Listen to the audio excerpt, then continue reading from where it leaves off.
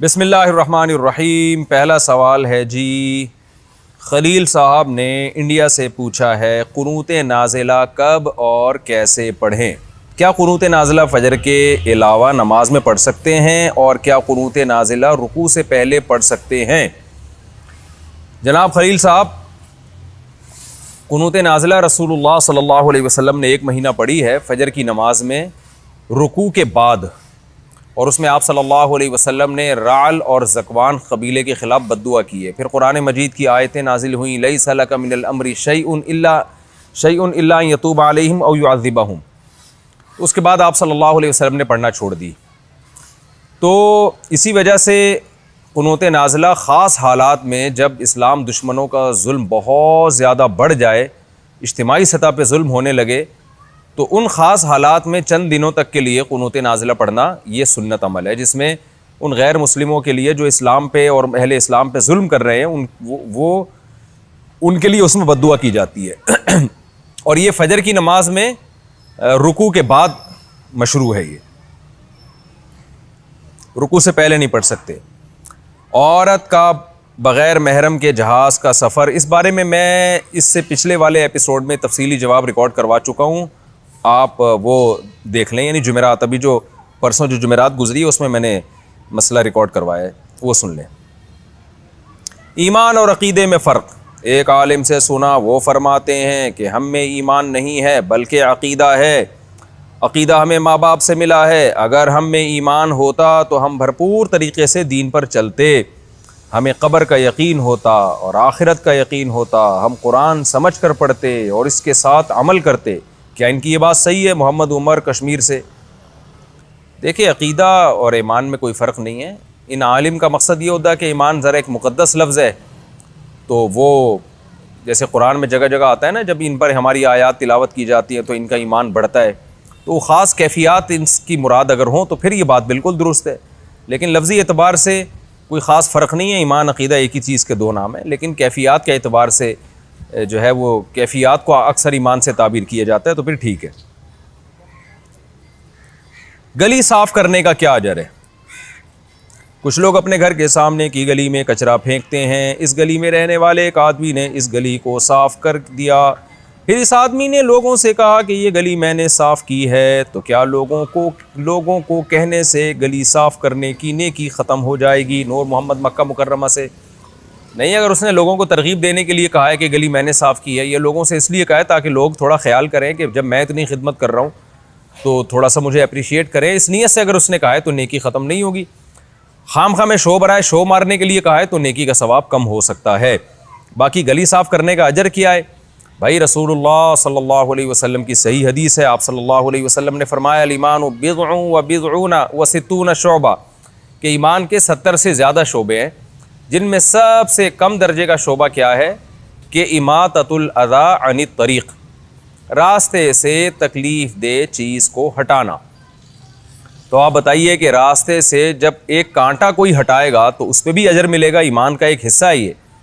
तो जो रास्ते से पूरा कचरा हटा दे, गली से पूरे गंद साफ़ कर दे, तो वो तो बहुत बड़ा अजर है उसमें। कितना अजर? पहली बात, उसने रास्ते से एक कांटा नहीं हटाया बल्कि रास्ते से बहुत सारी तकलीफ़ हटाई है, कचरा हटाया है उसने। नंबर 2, उसने एक आम आदमियों के लिए यह काम नहीं किया बल्कि अपनी गली वालों के लिए काम किया है। इसमें पड़ोसियों को पे जो एहसान का सवाब है वो भी इसको मिलेगा। तीसरा काम हदीस में आता है, अद्दाल्लु अलल खैरी कफ़ाइलिही, जो नेकी की तरफ रहनुमाई करता है, तो जो भी नेकी करेगा ना, इसको पूरा पूरा अजर मिलेगा। तो जब आप गली साफ़ करेंगे, हो सकता है किसी और गैरतमंद को भी ख्याल आ जाए, वो भी कहे कि यार हमें भी साफ़ करनी चाहिए, हमें मिलजुल कर ये काम करना चाहिए। तो आपने पहल की, आइंदा जब भी वो ये काम करेगा आपको उसका फ्री में अजर मिलेगा अल्लाह ताला की तरफ से। और चौथी चीज़ क्या? नबी सल्लल्लाहु अलैहि वसल्लम ने फरमाया, सफाई निस्फ़ ईमान है। तो गली साफ़ करने से आप निस्फ़ मोमिन बन जाएंगे। तो बहुत सारे फ़ज़ाइल इसके आपको हासिल होंगे। लेकिन मैं एक बात आपकी जनरल नॉलेज के लिए कहना चाहता हूँ कि अगर आपके गली में जो लोग रहते हैं उनमें शऊर ही नहीं है गली साफ़ रखने का, तो आप 20 दफ़ा भी गली साफ़ कर देंगे, वो गली फिर भी भंगी खाना ही बनी रहेगी। इसकी मिसाल ऐसे, जैसे कुछ औरतें घरों में सलीक़े वाली होती हैं, घर 24 घंटे साफ़ रहता है। कुछ औरतें क्या करती हैं कि वो ख़ुद सलीक़ा नहीं होता, तो घर में मासी आई, घर साफ़ करके चली गई, 10 मिनट में घर दोबारा भंगी खाना बन चुका होता है। वजह क्या है कि जब सफाई को मेंटेन नहीं रखा जा सकता तो फिर सफाई करने का फ़ायदा नहीं होता। तो आपने गली साफ़ कर दी, गली वालों को अब खुद समझाएं कि अब मैंने साफ़ कर दी, अब काइंडली यहाँ कचरा ना फेंकें, आप यहाँ डस्टबिन रखें और उसमें कचरा फेंकें। ऐसे ही जो फ्लैटों से ऊपर फायरिंग हो रही होती है शॉपरों की, बाज़ दफ़ा तो ऐसे होता है आप किसी फ्लैट के नीचे जा रहे हो, आपके धड़ाम से ऊपर आके कुछ गिरेगा आपके ऊपर, तो फेंक रहे होते हैं लोग, परवाह नहीं कर रहे होते। तो अगर आपके गली वालों की ये कंडीशन है कि वो गली साफ़ की फिर कचरा फेंक दिया, तो फिर मेरा मशवरा है कि फिर ये काम ना करें आप, आपकी सलाहियतें बर्बाद होंगी और आप किसी और काम में अपने वक्त को लगाएं, अपने घर के आगे कोई हिस्सा साफ़ रखें। लेकिन अगर आपका ख्याल है कि आपके गली महल्ले वाले माशाल्लाह बहुत अच्छे लोग हैं, उनमें थोड़ी गैरत जाग आएगी कि भाई जब एक आदमी ने इतनी सफाई की है या करवाई है तो अब हमें उसका ख्याल करना चाहिए। तो 2-4 दफ़ा ये ट्राई करके देख लें, इंशाल्लाह उम्मीद है गली वालों को गैरत आ जाएगी। अब मैं क्या कहना चाह रहा हूँ आप खुद समझ लें कि हमारे महल्ले में भी अल्लाह ताला सबको नेक और सालेह तौफीक अता फरमाए। मैं ये कहना चाह रहा हूँ, अगले साल की एडवांस कुर्बानी करना, क्या अगले साल की कुर्बानी एडवांस में कर सकते हैं? नाहिद साहब, ये क्या लिखा हुआ है, अंडा या इंडिया? इंडिया लग रहा है, किसी ने या काट दिया इसमें से। नहीं जी, अगले साल की एडवांस कुर्बानी नहीं हो सकती। ऐसे ही है जैसे आपने असर से पहले ज़ोहर पढ़ ली, ज़ोहर में ही असर पढ़ ली एडवांस में, या अगले साल ईद की नमाज़ आपने इसी साल पढ़ ली, यानी आपने 10 ईद की नमाज़ें पढ़ ली और 10 साल की ईद हो गई। तो ऐसा नहीं होता, जब तक अगला साल आएगा नहीं, बकरा ईद का सूरज तुलू नहीं होगा, उस वक्त तक कुर्बानी वाजिब नहीं होगी। जब वाजिब नहीं होगी तो करने से अदा भी नहीं होगी। इबादत के लिए जो टाइम है ना, ये उनका सबब होता है। उस टाइम से पहले वो इबादत की है तो सबब ही नहीं पाया गया, वो कल अदम हो जाएगी। औरत मैके में कुर्बानी करे या ससुराल में? एक शादीशुदा औरत जिस पर कुर्बानी फ़र्ज़ है, वो कुर्बानी अपने ससुराल में शौहर के साथ करे या फिर अपने मैके में अपने वालिदैन के साथ। सलमा साहिबा दुबई से, जहाँ चाहे करे, लेकिन वहाँ करे जहाँ शौहर की रिज़ा हो, क्योंकि औरत के लिए खूब समझ लें, शादी के बाद वालिदैन से ज़्यादा हक़ इताअत में, फर्मा बरदारी में शौहर का है। तो लिहाजा औरत को चाहिए कि अगर उसका मैका, उसका शौहर खुश होता है कि मैके में कुर्बानी करने से, तो फिर औरत को अपने शौहर का ख्याल करना चाहिए, कुर्बानी अपने मैके में करनी चाहिए, शौहर की नाफरमानी नहीं करनी चाहिए। और अगर शौहर का दिल बड़ा है, कह रहा है भाई जहाँ तेरी मर्ज़ी कर ले, तो फिर जहाँ मर्ज़ी करें आप। फिर भी कोशिश ये करें कि मैके में करें ताकि शौहर का दिल बड़ा हो जाए ना, कि देखो ये मुझे तरजीह दे रही है। कर्ज़ के पैसों से उम्रा करना, क्या कर्ज़ के पैसों से उम्रा करना ठीक है? नजमा एहसान, जी ठीक है। अगर आप में कर्ज़ अदा करने की ताकत है, आपका ख्याल है कि मैं अगले महीने 2 महीने बाद कर्ज़ अदा कर लूँगी, मेरे अंदर अल्लाह ने ये सलाहियत मुझ में ये दी है, तो फिर ठीक है। लेकिन अगर आपका को ख़तरा है कि मैंने कर्ज़ चढ़ा लिया तो अदा कहाँ से होगा, तो फिर आपके लिए उम्रा करना ठीक नहीं है। जाए नमाज को वॉशिंग मशीन में धोना, क्या हम जाए नमाज को वॉशिंग मशीन में धो सकते हैं? सलमा बीवी दुबई से, जी वॉशिंग मशीन चीज़ें धोने के लिए ही है, तो जाए नमाज भी धो सकते हैं आप उसमें। लेकिन अगर नापाक कपड़ों के साथ आपने जाए नमाज को धोया तो प्रॉपर पाक करना पड़ेगा, जैसे कि नापाक कपड़े प्रॉपर पाक करने पड़ते हैं। आजकल जो ऑटोमेटिक वॉशिंग मशीन आ रही है उसमें कम से कम 3 दफ़ा पानी बहा के गुजरना ज़रूरी है, वरना वो कपड़े पाक नहीं होंगे। बेहतर यही होता है कि वॉशिंग मशीन से कपड़े निकालने के बाद जब अच्छी तरह धुल जाए ना, निकालने के बाद टब में डालें और पानी बहा दें। जब साबुन निकल जाए, उसके बाद साबुन वाबुन निकल गया तो टब में डालें या मशीन में ही डाल दें और पानी एक दफ़ा बहा दें, यानी पानी यहाँ से आ रहा हो और उधर से निकल के जा रहा हो, तो इस तरह से कपड़े पाक हो जाएंगे। मर्द के लिए घर में नमाज़ पढ़ना कैसा है? घर में नमाज़ पढ़ने का क्या हुक्म है? मेरा एक दोस्त है, वो मस्जिद में नमाज नहीं पढ़ता, घर में ही पढ़ता है, कहता है कि कबूल अल्लाह ने करनी है। शब्बीर शाह सऊदी अरब से, अल्लाह ने तो कबूल करनी है तो नमाज तो हो जाएगी, घर में भी पढ़ने से हो जाएगी, लेकिन गुनाह मिलेगा जमात छोड़ने का। और मस्जिद अगर महल्ले में मौजूद है तो आपके दोस्त पर लाजिम है कि वो मस्जिद में जाके नमाज़ पढ़े। नबी सल्लल्लाहु अलैहि वसल्लम की सही हदीस है, आपने फरमाया कि अगर मुझे घरों में औरतों बच्चों का खौफ ना होता ना, तो जो लोग मस्जिद में हाज़िरी नहीं देते, घरों में नमाज़ पढ़ते हैं, मैं उनके घरों को आग लगाने का हुक्म दे देता। लेकिन उनके घर में बच्चों और औरतों की वजह से मैं उनके घरों को आग नहीं लगाता। इतनी शदीद वईद है मस्जिद की जमात छोड़ने की, और 27 गुना ज़्यादा सवाब है मस्जिद के अंदर नमाज़ पढ़ने का। तख्ती वाली कुर्सी पर नमाज़ पढ़ना, अगर कोई शख्स बीमार है, रुकू और सजदा नहीं कर सकता, वो ऐसी कुर्सी इस्तेमाल करता है जिस पर सजदा करने के लिए तख्ती नुमा जगह बनी होती है। क्या इसके लिए ये कुर्सी इस्तेमाल करना सही है? अगर नहीं तो फिर वो नमाज किस तरह अदा करेगा? हसन मुआविया डेरा इस्माइल ख़ान से। जी, अगर वो कुर्सी पे बैठ के नमाज़ पढ़ता है तो आगे अगर तख्ती बनी हुई है तो भी ठीक है, नहीं बनी हुई है तो भी ठीक है। इससे रुकू और सजदे का कोई ताल्लुक़ नहीं है, क्योंकि जब आप कुर्सी पे बैठ के नमाज़ पढ़ते हैं तो इशारों से नमाज होती है। इशारे में रुकू में थोड़ा कम झुकना है, सजदे में थोड़ा ज़्यादा झुकना है, बस। तो तख्ती पे सजदा करना ज़रूरी नहीं है, कर लिया तो भी ठीक है, लेकिन बस रुकू में कम, सजदे में ज़्यादा, इतना काफ़ी है। तख्ती के तकल्लुफ़ की ज़रूरत नहीं है। औरत का शौहर के बग़ैर ससुराल में रहना। अगर शौहर काम के लिए घर से दूर हो, बीवी ससुराल में शौहर के बग़ैर रहती हो, पर्दे का कोई लिहाज नहीं है, इस सूरत में बीवी के लिए क्या हुक्म है? शौहर के साथ रहे या ससुराल में? अगर शौहर साथ नहीं रखता बल्कि अपने घर वालों के साथ रहने पर मजबूर करे तो बीवी क्या करे?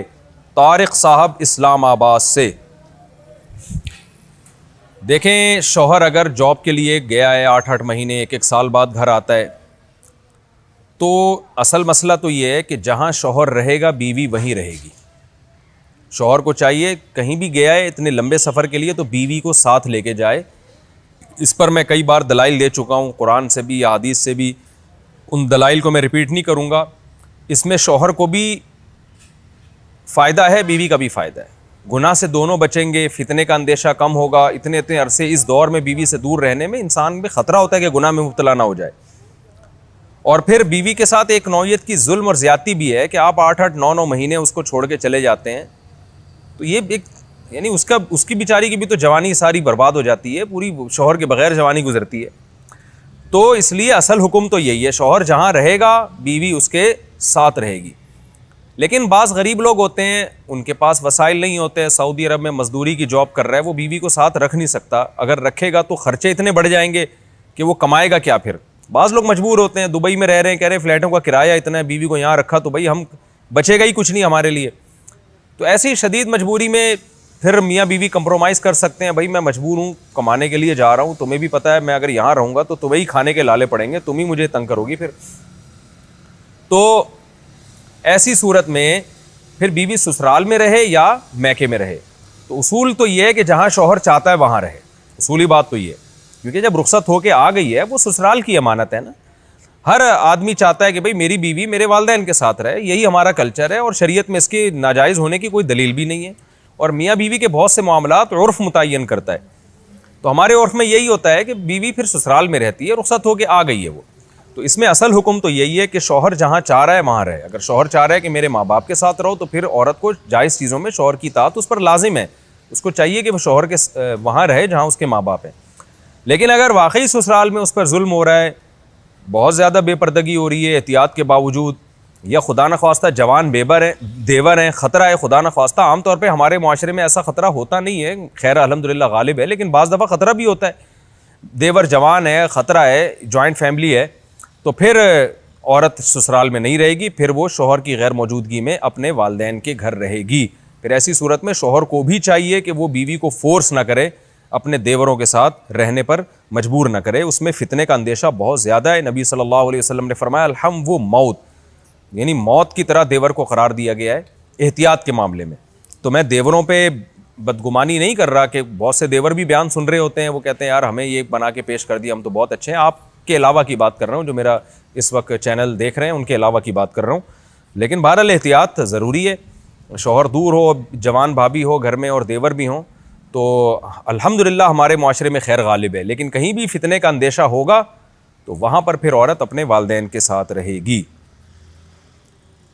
12 साल की बच्ची छोटी लगती हो तो पर्दे का हुक्म। मेरी बच्ची 12 साल की है, बालिग हो गई है लेकिन सेहतमंद नहीं है, क्या इस पे पर्दा फ़र्ज़ होगा? अब्दुल्ला साहब इंडिया से। लेकिन जब बालिग हो गई है तो पर्दा बहरहाल फ़र्ज़ है उसके ऊपर। हाँ, बाज़ बच्चियाँ बालिग नहीं होती लेकिन उनकी सेहत ऐसी होती है कि उनमें अट्रैक्शन पैदा हो चुकी होती है, तो उन पर तो बालिग होने से पहले ही पर्दा फ़र्ज़ हो जाता है। तो आपकी बच्ची चूँकि बालिग हो चुकी है तो उस पर पर्दा फ़र्ज़ है। रोज़ाना कौन सी सूरतें पढ़ें? सूरह मुल्क, सूरह वाक़िया के अलावा रोज़ाना कौन कौन सी सूरतें पढ़ने की फजीलत है? ज़ौजा मंसूर कराची से। देखें डेली बेसिस पे जो सूरतें हैं वो तो इनके अलावा जो आप सूरह फलक सूरह नास पढ़ें रात को सोने से पहले, आयतल कुर्सी पढ़ें, सूरह बकरा का आखिरी रुकू पढ़ें, मेरे इल्म में फ़िलहाल यही है। अगर कोई और हदीस मेरी नज़र से गुजरी तो मैं इंशाअल्लाह आपको बता दूंगा। फ़िलहाल मेरे जहन में यही है कि आयतल कुर्सी रोज़ाना पढ़ने की तरगीब है, सूरह फलक सूरह नास रोज़ाना पढ़ने की तरगीब है, रात को सोने से पहले सूरह बकरा का आखिरी रुकू पढ़ने की तरगीब है। ये सूरतें हैं जो डेली बेसिस पे पढ़ने की हदीस में तरगीब आई है। रात को कंघी करना कैसा है? रात को कंघी करना कैसा है? मुद्दसिर रहीम, अगर बाल ख़राब हैं तो रात को कंघी करें, कोई मुमानत नहीं है। दिन में भी कंघी कर सकते हैं, रात में भी कंघी कर सकते हैं। कंघी के लिए कोई ख़ास टाइम शरीयत ने नहीं रखा। हैज़ और इस्तिहाज़ा में फ़र्क कैसे करें? एक ख़ातून की बच्चा दानी में एक बहुत बड़ी रसोली है जिसकी वजह से मुसलसल खून जारी रहता है। ये कैफियत बच्चे की पैदाइश के बाद हुई है। मुसलसल 40 दिन खून आने के बाद इस खातून ने नमाज शुरू कर दी, लेकिन खून अब भी जारी है, कभी कम हो जाता है कभी ज़्यादा। ऐसे में ये अंदाज़ा कैसे लगाया जाएगा कि ये खून हैज़ का है या इस्तिहाज़े का? अब्दुल्ला साहब इलाहाबाद से। देखें, बच्चा पैदा होने के बाद जो खून आता है वो निफास का खून कहलाता है। निफास, दमे निफास, उसके भी वही हकाम है जो हैज़ के हकाम है। तो ये इन खातून ने अच्छा किया कि 40 दिन के बाद नमाजें शुरू कर दी। अब निफास के खून का हुक्म मैं पहले बताऊंगा, हैज़ का बाद में बताऊंगा। निफास का मसला ये है कि इस खातून को अगर पहली दफ़ा बच्चा पैदा हुआ, पहला बच्चा ये, तो 40 दिन इन्होंने नमाज छोड़ी, सही किया। 40 दिन के बाद ये जो खून आ रहा है ये इस्तिहाज़े का कहलाएगा, ये निफास का खून नहीं कहलाएगा। लेकिन अगर इस खातून को इससे पहले भी बच्चा पैदा इनका हो चुका है तो फिर ये देखें कि पिछली दफ़ा विलादत में निफास का खून कितने दिनों के बाद बंद हो गया था। तो 40 दिन तक तो इन्होंने नमाजें छोड़ी, वो तो ठीक किया इसके, क्योंकि इनको क्या पता था कि हैज़ है कि इस्तिहाज़ा है। लेकिन जब 40 दिनों के बाद नमाज शुरू करेंगी और खून 40 दिन के बाद भी कंटिन्यू है तो फिर ये समझा जाएगा कि पिछली दफ़ा बच्चे की विलादत में जितने दिन निफास बंद हो गया था तो उतने दिन निफास के समझे जाएंगे, उसके बाद वाले दिन पाकी के समझे जाएंगे। लिहाजा ये खातून पहले बच्चे की विलादत में अगर 25 दिन के बाद खून बंद हुआ था फॉर एग्जांपल, तो अब इन्होंने 40 दिन के बाद जब नमाज शुरू की है तो समझा जाएगा कि 25 दिन इनके निफास के थे, उसके बाद जो है वो इस्तिहाज़ा किया। लिहाजा 25 दिन के बाद जो नमाजें छोड़ी हैं वो उनको क़ज़ा करनी पड़ेंगी। तो ये मसला तो मैंने निफास का बयान कर दिया। और हैज़ का मसला ये है कि जब इन्होंने 40 दिन के बाद नमाजें शुरू कर दी हैं तो महीने की कंटिन्यू इनको ब्लीडिंग हो रही है ना पूरा महीना, तो फिर ये देखेंगी बच्चे की विलादत बल्कि हमल से पहले जो इनको हैज़ आया करता था ना, जिन इस्लामी तारीख़ों में, इस्लामी महीने की जिन तारीख़ों में हैज़ आया करता था उन तारीख़ों में ये नमाज़ें छोड़ दें और जैसे ही वो तारीख़ें गुजरें नमाजें शुरू कर दें। तो ये हुक्म होता है उस औरत का जिसको कंटिन्यू ब्लड आता है। तो बस वो उन दिनों में, जिन दिनों में उसको हैज़ आता रहा है वो हैज़ के दिन समझे जाएंगे और जिन दिनों में हैज़ नहीं आता रहा वो इस्तिहाज़ा के दिन समझे जाएंगे। यूट्यूब चैनल और फुहुश मसाइल। यूट्यूब चैनल को प्रोमोट करने के लिए सिर्फ हया के ख़िलाफ़ मसाइल बताना ताकि ज़्यादा व्यूज़ आएँ, कैसा है? क्या यह दीन की खिदमत कहलाएगी या और सवाब मिलेगा या फाहशी फैलाने का गुनाह? नीज़ किसी आलिम के बयान से सिर्फ फुहुश मसाइल को निकाल कर चलाना कैसा है? वासिअ खान कराची से। यूट्यूब पे जिस आदमी के व्यूवर नहीं बढ़ रहे होते हैं ना, जिस खातून के चैनल के या जिस बंदे के चैनल के, वो बदतमीज़ी शुरू कर देता है। ये हमने भी देखा है, बहुत से लोगों को देखा हमने, बड़े अच्छे तमीज़ से चल रहे थे वो, और अच्छा उनका चैनल भी जा रहा था, लेकिन फिर चैनल डाउन होना शुरू हुआ तो अपने घर की औरतों को उन्होंने यूट्यूब पे ला के दिखाना शुरू कर दिया और उनको भी फुहुश ड्रेस में दिखाना शुरू कर दिया, फुहुश लिबास में। तो ये बड़ी बेगैरती और बेशर्मी की बात है। कुरान क्या कहता है? इन्नल्लज़ीना युहिब्बूना अन तशीअल फाहिशतु फिल्लज़ीना आमनू लहुम अज़ाबुन अलीमुन फ़िद्दुनिया वल आखिरा। जो लोग ईमान वालों में फहाशी फैलाते हैं उनके लिए दुनिया में भी दर्दनाक अज़ाब है और आखिरत में भी दर्दनाक अज़ाब है। दुनिया में दर्दनाक अज़ाब तो इस्लामी हुकूमत देगी, उनको सज़ा देगी, लेकिन आजकल इस्लामी हुकूमतें नहीं दे रही सज़ाएँ। इस्लामी हुकूमतें हैं ही नहीं सही प्रॉपर तरीके से जो होनी चाहिए, और फिर वो आखिरत का अज़ाब से तो फिर कोई भी नहीं बच सकता।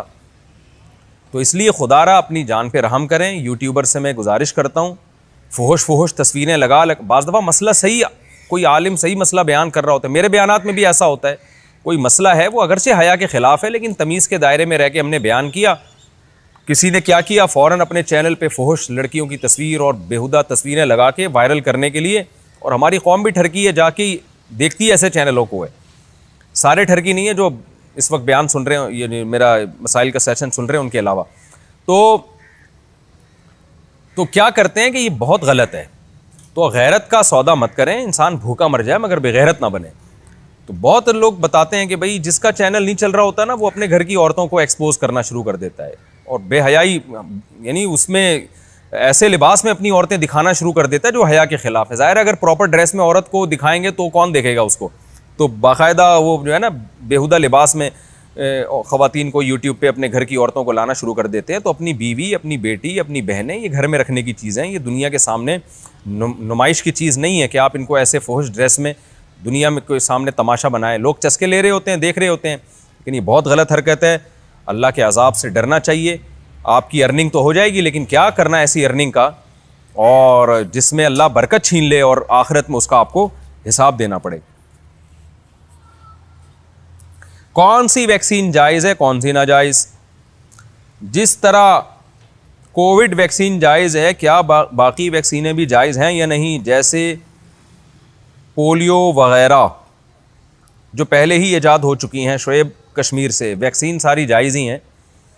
लगानी चाहिए कि नहीं लगानी चाहिए, ये आप पूछना चाह रहे हैं, तो ये डॉक्टर से पूछें, डॉक्टर आपको बताएगा कि लगानी चाहिए कि नहीं लगानी चाहिए। ये मेडिकल साइंस का घंटा तो नहीं है ना, पीरियड तो नहीं है कि मैं आपको वैक्सीनों के ये उलमा का टॉपिक ही नहीं है वैक्सीन, ये खूब समझ लें। ये मजहबी स्कॉलर्स का टॉपिक नहीं है, ये डॉक्टरों का टॉपिक है। तो वैक्सीन के बारे में मैं इसलिए इतनी वजाहत कर रहा हूँ कि लोग, हर आदमी आज हर फील्ड में टांग अड़ा रहा है, जो जिसका फील्ड नहीं है वो उसमें भी टांग अड़ा रहा है, तो उससे बड़े नुकसानात होते हैं। जो डॉक्टर हैं वो मुफ्ती बने हुए हैं, जो मुफ्ती हैं वो डॉक्टर बने हुए हैं, तो ये चल रहा है हिसाब किताब मार्केट में। किसी की बदकलामी की वजह से ताल्लुक़ ख़त्म करना, क्या किसी मुसलमान के साथ इस वजह से ताल्लुक़ ख़त्म कर सकते हैं कि वो बदज़बानी करता है और गालम गलोच करता है? एहसन शाह जी, ख़त्म किया जा सकता है इस बेस पे ताल्लुक़, लेकिन बिल्कुल क़तई ताल्लुक़ ना रखें, थोड़ा रिज़र्व हो जाएं, सलाम दुआ रखें। कभी गुज़रे अस्सलाम वालेकुम, वालेकुम सलाम ये कहा और पतली गली से निकल लिए फ़ौरन। ज़्यादा फ्री ना हो, क्योंकि फिर इंसान के अपने अखलाक भी ख़राब होना शुरू हो जाते हैं अगर इस तरह आदमी एहतियात ना करे तो। बच्चे को मोबाइल के नशे से कैसे बचाएं? औलाद की परवरिश करते हुए इसके कितने लाड उठाने चाहिए? अगर बेटा मोबाइल का आदी बन रहा हो तो इनकी इस्लाह कैसे करें? देखें, बच्चों को मोबाइल से दूर रखें, बहुत बर्बाद होते हैं, हम देख रहे हैं बच्चों को, अखलाक भी तबाह हो रहे हैं, उनको फिर क्लास फेलोज जा के ना मोबाइल पे फुहश चीज़ें दिखा रहे होते हैं। बाज़ लोग अच्छे इस्लामी स्कूलों में तबाह हुए, बाज़ बच्चे, जब इंक्वायरी की पता चला तो स्कूल तो अच्छा था लेकिन इसका क्लास फेलो अच्छा नहीं था। क्लास फेलो जो था उनके घर में पाबंदी नहीं है, निगरानी नहीं है, वो मोबाइल पे फुहश वीडियो जाके बच्चों को दिखा रहा है अपने क्लास फेलोज़ को, वहाँ से बच्चे तबाह हो रहे हैं। तो इसलिए एहतियात करें। तो उसूली तौर पर तो ये कि सख्ती करें, ना ले मोबाइल, ले लें उससे, यानी मोबाइल ना दें। घर में कंप्यूटर रखें, उसमें खुलेआम हो वो कंप्यूटर, थोड़ा टाइम फिक्स कर दें, भाई इतनी देर तुमने यहाँ कंप्यूटर पे बैठना है। अपने सामने कोई अच्छे मुनासिब कार्टून जो जिसमें सबक हो, वो MRI वालों के बड़े अच्छे कार्टून होते हैं, उसमें MIS वालों के बड़े अच्छे कार्टून होते हैं, वो दिखा दें उनको, बड़े सबक आमोज कार्टून होते हैं, तो थोड़ी अपने सामने दिखा दें। तो यही इसी तरह से बचाया जा सकता है, और वरना तो बच्चे बहुत बर्बाद हो जाते हैं मोबाइल के ज़रिए। फिर माँ बाप ज़िंदगी भर रोते हैं बैठ के, बच्चे फिर बदतमीज़ भी बनते हैं। छोटे बच्चे को कौन कौन सी बातों पर टोकना चाहिए? बच्चे को 7 साल से पहले नमाज का ना कहें, क्या इसे उल्टे कामों से भी ना रोका जाए? कमर चौधरी, क्यों नहीं रोका जाए भाई? और 7 साल से पहले नमाज का ना कहें ये तो नहीं है, 7 साल में नमाज का कहें ये है, उससे पहले भी कह सकते हैं, मोहब्बत के साथ, सख्ती ना की जाए उस पर। बाकी बच्चा अगर बड़ों से बदतमीज़ी कर रहा है तो उसको समझाना चाहिए मोहब्बत से, थोड़ी बहुत उसको डांट टपट भी करनी चाहिए, थोड़ा ज़्यादा मारा पीटा ना जाए, ये तो बहुत जुल्म हो जाता है छोटे बच्चे पे। छोटे बच्चे को 7 साल से पहले मार पीट तो जुल्म ज़्यादती है, तो बहुत ही जुल्म है, उसमें ना मार का तहम्मुल होता है और अखलाक बिगड़ते हैं उससे। 7 साल से पहले उसको मोहब्बत से समझाया जाए, थोड़ी बहुत आंखें दिखा दी जाएं, यूं करके थोड़ा डरा दिया जाए, रौब डाल दिया जाए, किन चीज़ों पे वो बदतमीज़ी ना करने दी जाए, उसको झूठ ना बोलने दिया जाए। इस तरह की चीज़ें जो बेसिक इंसानी अखलाक की चीज़ें हैं ना, जो सारी दुनिया में मुसल्लम है, ये थोड़े थोड़े गट्स उसमें पैदा करना ज़रूरी है। झूठ बोले तो उसको चोरी ना करने दें किसी कीमत पे, उसको कहीं से 5 रुपये भी उठाता है ना तो सख्ती करें, क्योंकि अगर आपने उसकी आदत ना छुड़वाई ना ये, तो ये बहुत बड़ा फिर चोर बनता है बाद में जाके। लड़की आलिमा बने या डॉक्टर, क्या लड़कियों के लिए आलिमा बनना बेहतर है या डॉक्टर? अलीशा साहिबा जहलम से, ईशा साहिबा पता नहीं अलीशा। देखें, लड़कियों के लिए आलिमा बनना भी ज़रूरी है, डॉक्टर बनना भी ज़रूरी है। अगर लड़कियां डॉक्टर नहीं बनेंगी तो मेडिकल साइंस की फील्ड में ख़वातीन का इलाज कौन करेगा? बहुत सारे ऐसे मसाइल जो बीमारियां होती हैं जिनमें औरत ही से इलाज कराती है, और मर्दों के सामने उसमें औरत को के लिए जाना बड़ी बेहयाई कहलाया जाता है। तो ख़ास तौर पे वो आज़ा जो सतर में दाखिल हैं, वो मर्द के सामने खोलना तो बहुत बड़ा जुर्म है। तो इसलिए मेडिकल साइंस में भी औरत की ज़रूरत है, लेकिन आलिमा में भी ज़रूरत है। अब आप क्या बने, आलिमा बने या डॉक्टर बने? तो अगर मुआशरे में डॉक्टरों की इतनी कमी हो जाए कि फ़र्ज़ किफ़ाया बन जाए डॉक्टर बनना, यानी फ़र्ज़ ऐन हो जाए डॉक्टर बनना, तो फिर तो आलिमा ही बने सारे के सारे, जितनी भी ख़वातीन हैं, यानी सॉरी, फिर तो डॉक्टर ही बने। क्योंकि डॉक्टर, इतनी लेडी डॉक्टर मार्केट से शार्ट हो जाएं कि एक आम औरत को इलाज के लिए लेडी डॉक्टर ही नहीं मिल रही, फिर तो हम रिकमेंड करेंगे भाई लेडी डॉक्टर बने। लेकिन अगर ऐसा नहीं है, मुआशरे में, हमारी सोसाइटी में लेडी डॉक्टर्स की भरमार है, अल्हम्दुलिल्लाह बहुत डॉक्टर्स हैं हमारे मुआशरे में, कोई कमी नहीं है। और मेडिकल कॉलेजेस में तो लड़कियों की तादाद भी लड़कों से ज़्यादा होती जा रही है। तो अगर इस फील्ड में लड़कियां भरपूर तरीके से मौजूद हैं तो फिर मैं मशवरा दूंगा फिर आलिमा ही बनना चाहिए, क्योंकि बहरहाल दीन के इल्म को अल्लाह ने दुनिया के इल्म पर फजीलत दी है। फिर जी इस्तेदाद जो अच्छी ख़ानदानी लड़कियां हैं उनको आलिमा बनना चाहिए, उसमें दीन की खिदमत ज़्यादा होगी, इंसानियत की खिदमत ज़्यादा होगी। हाँ, कभी ऐसा वक्त आए कि लेडी डॉक्टर्स मार्केट से शार्ट हो जाएं और लड़कियां डॉक्टर बनना छोड़ दें, तो फिर हम रिकमेंड करेंगे कि भाई फिर जो है आलिमा के बजाय लड़की डॉक्टर बन जाए, क्योंकि आलिमात फिर उसके मुकाबले में आलिमा होंगी। तो अभी डॉक्टर्स मेरा ख्याल है मार्केट में होल सेल के हिसाब से मौजूद हैं, लेडी डॉक्टर्स इलाज के लिए मेरा ख्याल है कोई कमी नहीं। वो मेडिकल कॉलेजेस तो भरे हुए हैं लेडी डॉक्टर, एडमिशन नहीं होता, दाखिला नहीं मिलता, इतनी लड़कियां डॉक्टर बन रही हैं। तो फिर ऐसी सूरत में कोई ज़हीन लड़की हो, समझदार लड़की हो, उसको चाहिए वो आलिमा बने। क्योंकि हमारे मुआशरे में ना जो दीन के लिए उन लोगों को सेलेक्ट किया जाता है जो बिल्कुल फारिग होते हैं, ना अच्छे लड़के आलिम बनते हैं इल्ला माशाअल्लाह, ना अच्छी लड़कियां आलिमा बनती हैं। जो अच्छे अच्छे पीस होते हैं माँ बाप उनको डॉक्टर इंजीनियर बनाने के लिए भेज देते हैं, जो थके हुए पीस होते हैं ना माँ बाप उनको मदरसे में डाल देते हैं, चलो जी तू आलिमा बन जा, तू आलिम बन जा, इस तरह कर रहे होते हैं। तो ये गलत चीज़ है। अच्छी क्रीम जो है ना आपकी औलाद में, जो ज़हीन समझदार हो, उसको आलिम बनाएं आप, और ऐसी लड़की को आलिमा बनाएं। फर्स्ट कज़न से निकाह का शरई हुक्म। मोहम्मद यासीन अब्बासी ने पूछा है, सगे चचा की बेटी से निकाह करना कैसा है? जनाब मोहम्मद यासीन, ये तो बहुत बड़ी फजीलत की बात है, इसमें सिला रहमी भी है, इसमें निकाह, कुरान ने 4 रिश्तों को तो अलग से बयान किया, कज़न के जो रिश्ते हैं। इस पर मेरा आप यूट्यूब पे सर्च भी कर सकते हैं, कज़न मैरिज के फ़ायदे, तो वो आप सुने, बहुत इंशाल्लाह उसमें फ़ायदा होगा। उसमें जो डॉक्टर लोग कहते हैं ना कि कज़न से ये शादी करने से बच्चे माजूर वजूर, ये जो फजूल किस्म की चीज़ें, ये इस पर मैंने बड़ी बहस की है, वो सुन लें आप। तो इस्लाम में इसको अप्रिशिएट किया गया है कज़न मैरिज को। बीवी गलत आदत में हो तो शौहर क्या करे? क्या बीवी के गलत ताल्लुकात के बावजूद शौहर के लिए उसे तलाक ना देना जायज़ है, जबकि बच्चे भी हों? महराज खान, हाँ, शौहर पर लाजिम नहीं है कि गलत औरत को तलाक दे। बाकी करना क्या चाहिए वो अपने ख़ानदान से मशवरा करें या अपने दोस्तों से जो आपके करीबी हों, या ख़ुद फैसला करें मैंने करना क्या है, रखना है कि छोड़ना है। लेकिन बहरहाल अगर बीवी की आदतें ख़राब हैं, खुदा न ख्वास्ता, ये बहुत ही गलत बात है कि एक शादीशुदा औरत गलत आदत में मुब्तला हो, तो उसमें फिर यही है कि आप खुद फैसला करें। शरन तलाक देना लाजिम नहीं है। बीवी को मनाने के लिए झूठ बोल सकते हैं?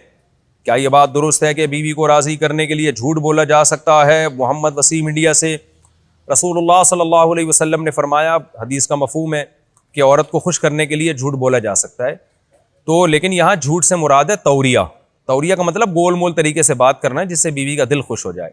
आप उसका मतलब कुछ और ले रहे हैं, बीवी उसका मतलब कुछ और ले रही है।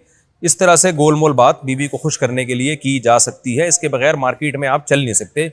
सब बता दूं, हाथ पांव कटवा दूं, आप इस मिसाल का मिस्दाक बन जाएंगे। बेगम भी आजकल बहुत होशियार होती हैं, तो वो भी इतने आराम से गोल मोल बातें उनको वो पकड़ भी लेती हैं, तो ये भी जहन में रखिएगा। वो चेहरा देख के, वो एक शराबी था ना, रोजाना शराब पी के आता था, तो बीवी से पिटता था वो, तो उसको डर पुलिस से इतना नहीं था जितना बीवी से डर था। एक दिन उसने क्या किया, रात को देर से आया तो दीवार फलांग के आके ना अपने कमरे में चला गया और लैपटॉप खोल के बैठ गया, ये शो करने के लिए जब बीवी आएगी तो मैं बोलूंगा कि मैं तो 1 घंटे से आया हुआ हूं और मैं देखो लैपटॉप पे ऑफिस का काम कर रहा हूं। तो खवातीन होशियार क्या, वो तो देखते ही पता चल गया। तो उसकी बीवी आई, बोले भाई कहां से आ रहा है तू? कह रहा मैं तो 1 घंटे से आया हूं। तो बीवी ने कहा पी के आया है? कहते नहीं पी के तो नहीं आया मैं। कह रहे कमबख्त, फिर ये तूने ब्रीफकेस क्यों खोला हुआ लैपटॉप की जगह? तो जो है ना, जो झूठ बोलता है ना, पकड़ा जाता है। बहरहाल नाम रखने के लिए कुरान से हुरूफ निकालना, नाम रखने के लिए कुरान मजीद से जो हुरूफ निकाले जाते हैं, इसकी क्या हकीकत है? शाहिदा बासित, बिल्कुल लगव चीज़ है, इसकी कोई हकीकत नहीं है, इससे इज्तिनाब करना चाहिए। दावत में चम्मच के बजाय हाथ से खाना, क्या किसी दावत व तकरीब में चम्मच के बजाय हाथ से खाना खाना और उंगलियां चाटना मकरूह है, जबकि वहां मौजूद लोग इसे नापसंद करते हों? हुज़ैफा साहब कराची से, चम्मच से खाना बिल्कुल जायज़ है, कोई गुनाह नहीं है। हाथ से खाना ज़्यादा सवाब है, सुन्नत के ज़्यादा करीब है, क्योंकि खाने में सादगी का हुक्म दिया गया है। हाथ से भी खा सकते हैं, बेशक किसी को घिन आ रही है वो उसकी गलती है। अलबत्ता उंगलियां चाटना ये सुन्नत है, लेकिन खाने के बिल्कुल एंड में, तो बिल्कुल एंड में चाटेंगे किसी को घिन नहीं आएगी। हाँ, बार बार चाटते रहेंगे ना सबके सामने तो घिन आएगी, तो बिल्कुल एंड में चाटें, फिर घिन नहीं आएगी किसी को इंशाअल्लाह। तो ये सुन्नत है उंगलियां चाटना, लेकिन बिल्कुल एंड में चाटें आप। जनाजे की दुआ याद ना हो तो क्या पढ़ें? अगर किसी को नमाज जनाजा की दुआ याद ना हो तो वो इसकी जगह क्या पढ़ सकता है? कामरान सलीम, देखें जनाजे में 4 तकबीरात फ़र्ज हैं, सिर्फ 4 दफ़ा अल्लाहु अकबर कह देना तो भी जनाजा अदा हो जाता है, कुछ भी ना पढ़े, लेकिन खिलाफ सुन्नत है। तो सुन्नत तरीका वही है जो दुरूद शरीफ और दुआ जो भी है सना वगैरह वो पढ़ लेनी चाहिए जनाजे में। तो अगर आखिर में दुआ याद नहीं है तो कोई भी दुआ कर ले, अल्लाहुम्मा ग़फ़िरली कह ले, रब्बिग़फ़िर वरहम व अंत ख़ैरुर राहिमीन पढ़ ले, रब्बना आतिना वाली दुआ पढ़ ले, ये भी ठीक है।